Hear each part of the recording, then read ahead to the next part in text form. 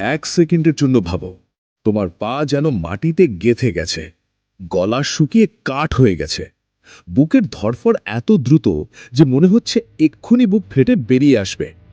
তুমি কিছু বলতে চাও, কিন্তু মুখ দিয়ে একটা শব্দও বেরোচ্ছে না।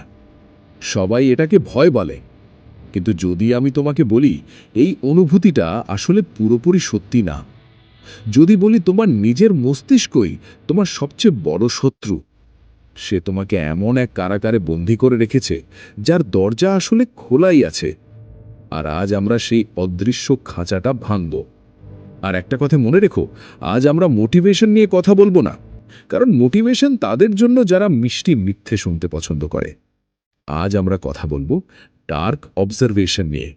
আমরা খুঁজে বের করব সেই গ্লিচ যেটা তোমার ডিএনএর ভেতরে লুকিয়ে আছে আর তোমাকে বারবার একজন লুজারের মতো আচরণ করতে বাধ্য করে। তো চলো ভিডিও শুরু করা যাক। আর ভিডিওটা একদম স্কিপ করবে না। সবার আগে তোমাকে এটা বুঝতে হবে যে তোমাকে ভয় পাওয়ার জন্যই ডিজাইন করা হয়েছে। একটা উদাহরণ দিচ্ছি। হাজার হাজার বছর আগে যখন ঘাস নড়ত, ঝোপ কাঁপত, তখন তোমার পূর্বপুরুষ যদি ভয় না পেয়ে দাঁড়িয়ে থাকতো, তাহলে সে মারা যেত। কারণ হয়তো একটা সিংহ তাকে খেয়ে ফেলত। মানে ভয় ছিল তোমার বডিগার্ড। কিন্তু আজ আজ আর কোনো সিংহ নেই। আজ ঘাস নড়া মানে তুমি কোনো মেয়ের সাথে কথা বলতে যাচ্ছ আর ভয় পাচ্ছ, স্টেজে উঠতে যাচ্ছ কিন্তু মুখ খুলতে পারছো না, নতুন একটা ব্যবসা শুরু করতে চাও কিন্তু বুকের ভিতর কাঁপছে। এটাই আজকের ভয়। কখনো খেয়াল করেছ, তুমি যখন পাবলিকের সামনে কথা বলতে যাও তখন তোমার শরীর ঠিক সেই রিয়াকশন দেয় যেটা মৃত্যুর সময় দেয়? হাত ঘামা, হৃদস্পন্দন বেড়ে যাওয়া, চোখের সামনে অন্ধকার নেমে আসা।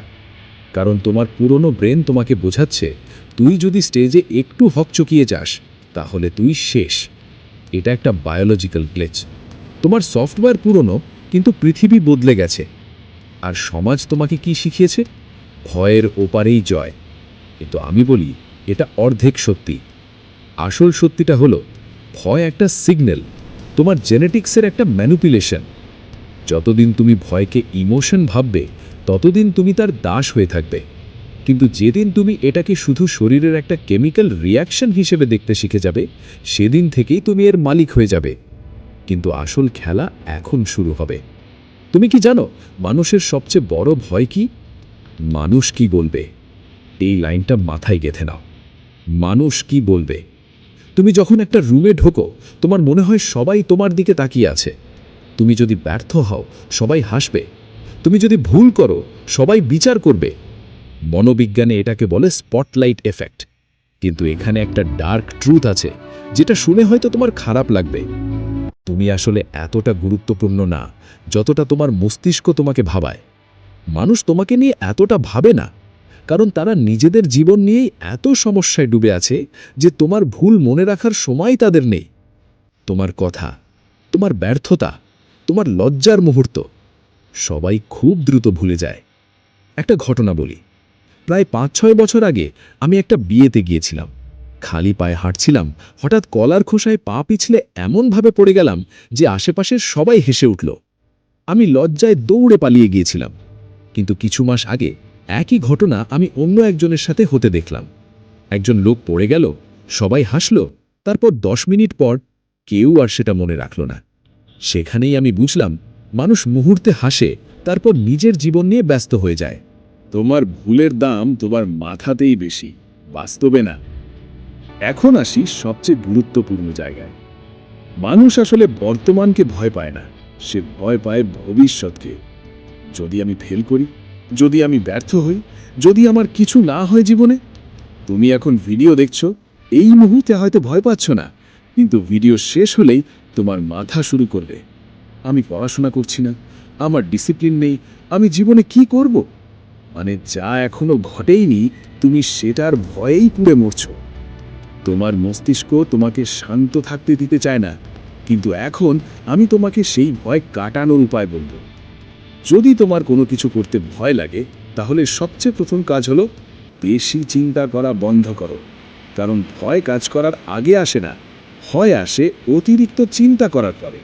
তুমি স্টেজে ওঠার আগেই ভাবতে শুরু করো, যদি আমি আটকে যাই, যদি সবাই হাসে, আর এই 1 মিনিটের চিন্তাই তোমার পুরনো ব্রেনকে পুরো নিয়ন্ত্রণ দিয়ে দেয়। তাই মনে রাখো, যে জিনিসে ভয় লাগে সেটা নিয়ে ভাবার সময় দেবে না নিজেকে। ঠান্ডা পানিতে গোসল করতে ভয় লাগে? 1 সেকেন্ডও ভাববে না, সরাসরি শাওয়ার চালু করে ঢুকে পড়ো। স্টেজে উঠতে ভয় লাগে? গিয়ে দাঁড়িয়ে পড়ো। কারণ অ্যাকশন ভয়কে মারে, চিন্তা ভয়কে খাওয়ায়। আর ধরো তুমি সত্যিই স্টেজে গিয়ে আটকে গেলে, তাহলে কি হবে? মানুষ একটু হাসবে, তারপর কিছুই না। কেউ তোমার জীবন ধ্বংস করে দিতে পারবে না। তুমি শুধু বারবার করো, একদিন দেখবে ভয় নিজেই হার মেনে গেছে। হ্যাঁ, ভয় সবারই লাগে, সবার গলায় শুকিয়ে যায়, কিন্তু যেতে সেই মানুষটাই যে ভয় থাকা সত্ত্বেও সামনে এগিয়ে যায়। তাই তোমাকেও লড়তে হবে। আমার কথাগুলো জীবনে কাজে লাগাও, আমি কথা দিচ্ছি তোমার ভেতরের সেই খাঁচাটা একদিন ভেঙে যাবে। ভিডিও ভালো লাগলে অবশ্যই লাইক আর সাবস্ক্রাইব করে দিও। আবার দেখা হবে পরের ভিডিওতে। ততক্ষণ পর্যন্ত টাটা, বাই বাই।